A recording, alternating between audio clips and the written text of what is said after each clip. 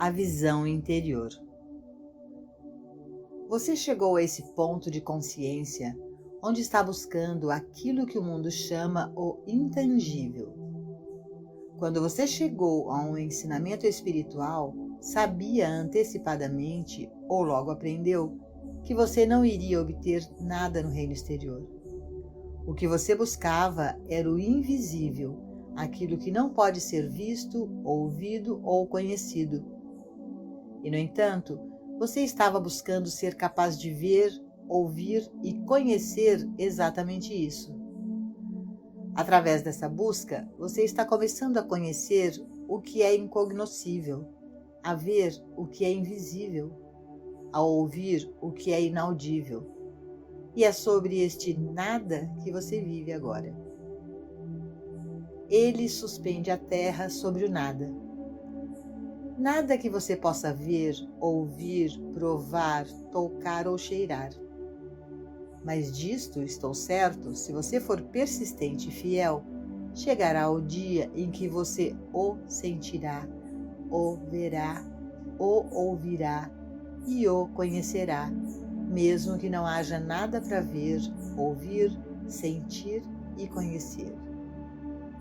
O que foi que separou os seguidores do Mestre de todos os outros hebreus? Apenas que aqueles que não eram seguidores de Jesus não podiam ver, ouvir, provar, tocar ou cheirar o que os discípulos e os cristãos hebreus tinham aceitado como verdade. Para eles, era uma loucura, nada mais do que uma loucura. Como pode alguém seguir algo de que ninguém sabe nada? E então, estes seguidores do Mestre sorriam. Não sabem nada sobre isso? Nós sabemos tudo sobre isso. Bem, o que é isso? Onde é que está? Deixe-me vê-lo. Deixe-me tocá-lo. Não, é um brilho nos olhos. Ah, isso é uma loucura. Isso é uma loucura. E, no entanto, essa era a verdade. Estas pessoas viram algo no Mestre, sentiram algo na sua associação com ele que as satisfazia, de modo que elas também podiam dizer: ah, nós não vivemos só de pão. Estamos recebendo uma graça interior, uma carne interior, vinho e água. Eles sabiam o que o Mestre queria dizer quando lhes disse: tomai, comei, isto é o meu corpo. Eles sabiam o que os outros nunca poderiam compreender. Foi dito que quando uma pessoa de visão espiritual entrava na sala escura onde estava o cálice do qual o Mestre tinha bebido, via uma luz em volta da borda do cálice. Mas aqueles que não eram seguidores do Mestre e que não tinham se tornado cristãos, não viam nada mais do que um cálice comum. E eles perguntavam-se por que tanto alvoroço estava sendo feito sobre isso e por que tantas pessoas estavam dispostas a morrer por isso. Quando o Mestre caminhou pela terra depois da crucificação, disse que pouco mais de 500 pessoas de todas as milhares que andaram por estas estradas o viram. Pense nisso. Das milhares de pessoas em Jerusalém, apenas 500 o viram. Essas 500 viram o que é invisível e intangível para o sentido humano. Elas viram o que os seres humanos nunca podem ver. Nós, hoje, que tocamos até a bainha do manto do Mestre, não precisamos de nada que o mundo possa ver, ouvir, provar, tocar ou cheirar. Em um mundo ameaçado por bombas atômicas, aqueles de nós que provaram uma gota de vida espiritual, amor e verdade, não estão procurando abrigos antibomba ou cabines em algum lugar remoto. E por quê? Porque sentimos uma segurança invisível, uma proteção invisível, que é aquela inexpugnável segurança e proteção que só pode ser encontrada em Deus. Autocompletos em Deus, andamos pela terra envoltos em um eterno abrigo à prova de bombas. Vivemos no lugar secreto do Altíssimo. Existe tal lugar? É um lugar mesmo? ou é a consciência da presença de Deus? Não é verdade que nenhum dos males deste mundo se aproximará da morada daqueles que vivem na consciência da presença de Deus? Essa consciência é mais poderosa do que os leões e as víboras, do que todos os males da experiência humana. Essa consciência é maior do que todos os males do mundo. Qualquer ensinamento espiritual é uma revelação de que o estado de consciência espiritual, consciência de Deus, é maior proteção do que um abrigo antibomba. Uma consciência da presença de Deus é um agente remediador maior do que a medicina, manipulações ou cirurgias. É estranho, mas é a verdade. Neste período da nossa experiência, estamos sendo instruídos a deixar as nossas redes. Pensem nisso. Somos instruídos a deixar os nossos meios materiais de ganhar a vida e a seguir o quê? Sigam-me.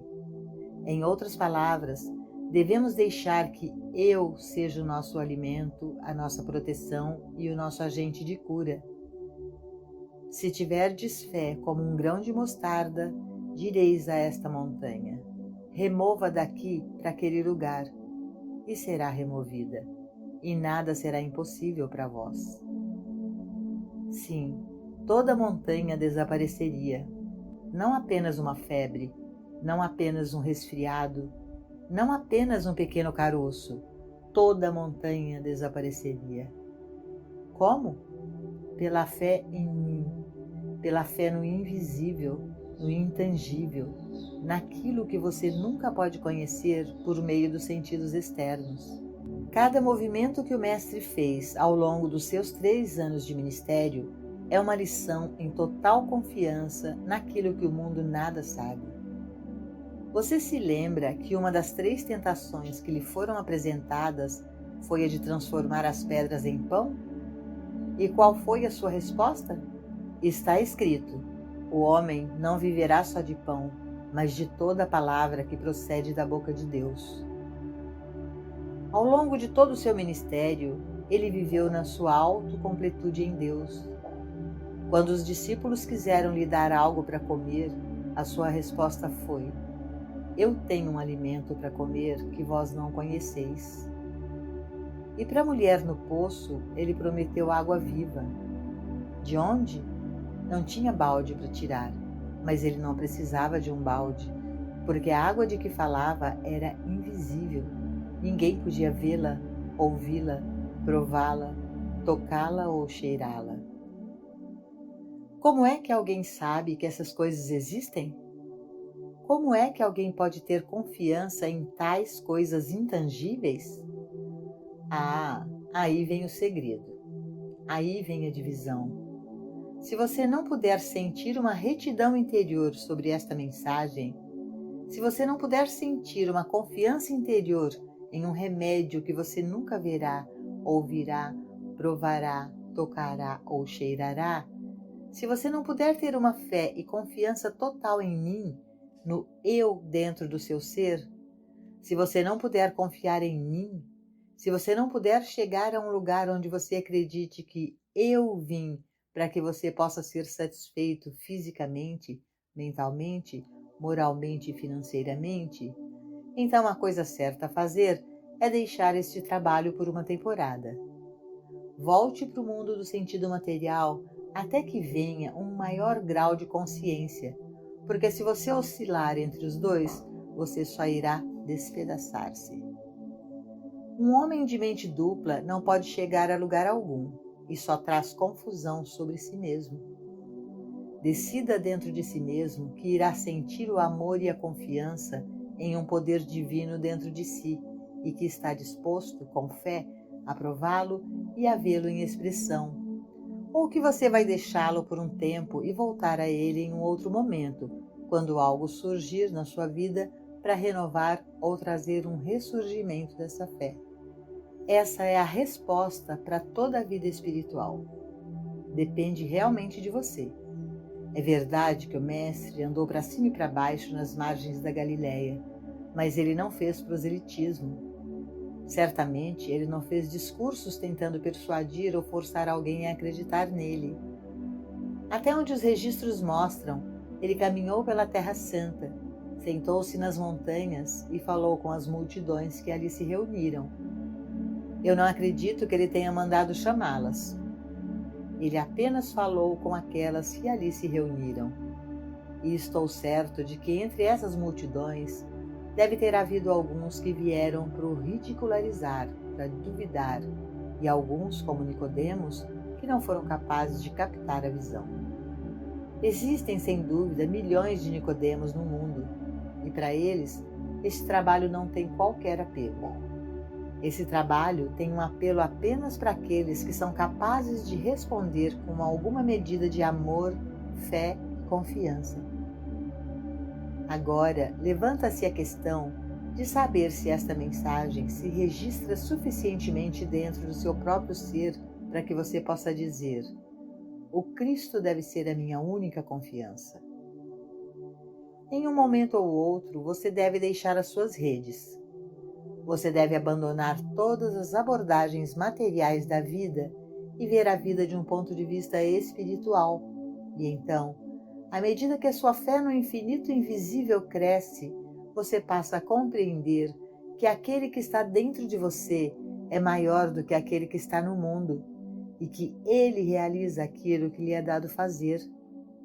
Então você se volta, não porque alguém lhe diz para ter fé, mas por causa de uma convicção interior. Ninguém pode dar fé a você. Isto é algo que brota de dentro de você.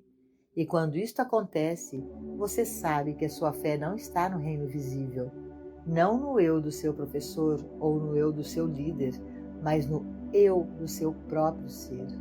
Você começa a compreender o significado de uma confiança numa coisa completamente invisível. Tão invisível que, se o resto do mundo soubesse no que você está confiando, pensaria que você ficou louco. Ele ficou, sem dúvida, é verdade. Sim, mostre ao mundo as coisas tangíveis, as notas de dólar, as ações e títulos, os imóveis, pois é aí que reside a fé deles. E isso é senso comum para a maioria das pessoas.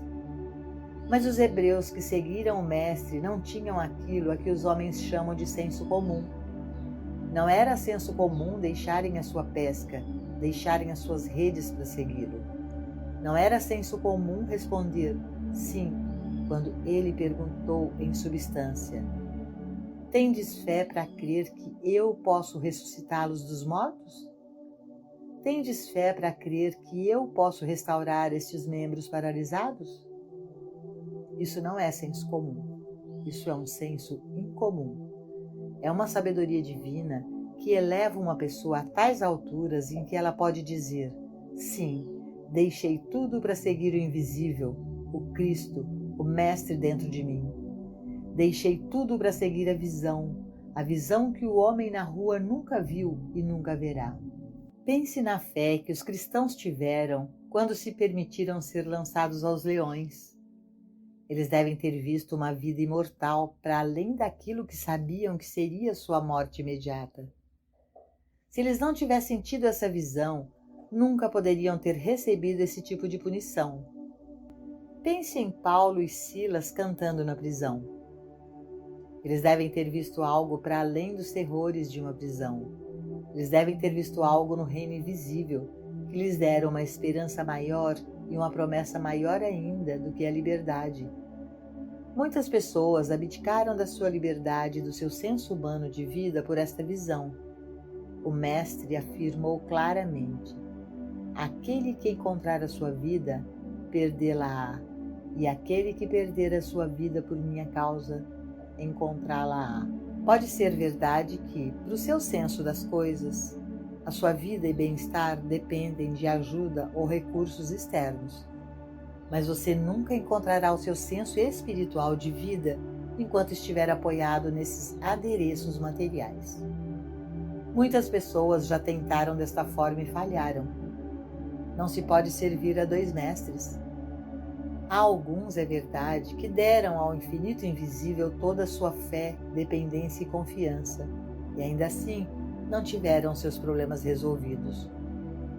Há alguns que lançaram todo o seu peso no lado espiritual da balança e que, por alguma razão, ainda não tiveram a medida completa da sua libertação. A eles só posso dizer: sejam pacientes, deixem o Cristo trabalhar em vocês e através de vocês até a sua rendição final e completa, e ela acontecerá. Deixe suas redes. Pare de pescar peixes materiais e remédios materiais e formas materiais de ganhar a vida e siga-me. No ensinamento do Mestre, uma afirmação se destaca acima de todas as outras. Se desejar, você pode deixar as outras em paz, mas lembre-se disto: eu vim para que tenham vida e a tenham com mais abundância. Confie que eu está no centro do seu ser. Agarre-se a essa única coisa ou equivalente a ela, a graça de Deus. A graça de Deus em você é suficiente para você. Apegue-se firmemente e de todo o coração à verdade de que a sua graça é suficiente para você. A sua graça, nada aqui fora, apenas a sua graça. Ela virá, não pode falhar. Ela virá e será a tempo. Você nunca perderá, porque o Espírito é a verdadeira realidade do ser. Este sentido material da existência é apenas um falso sentido, apenas uma visão limitada da grande glória que lhe será reservada quando você tiver capturado a visão interior que pode perceber o Cristo onde outros só veem Jesus. Quando você pode perceber o Espírito onde outros só veem a matéria. À medida que você captura um pequeno grão dessa grande verdade e confia nela, o segundo virá, o terceiro, o quarto e o quinto. Pode ser um processo lento, um processo muito lento. Foi muito lento comigo e pode ser lento com você, mas é um processo muito seguro e maravilhoso quando é alcançado. Quando o Mestre disse: sigam-me e eu farei de vós pescadores de homens, ele apelou não ao senso comum, mas à visão interior dos discípulos. Só aqueles que têm essa visão interior podem obedecer.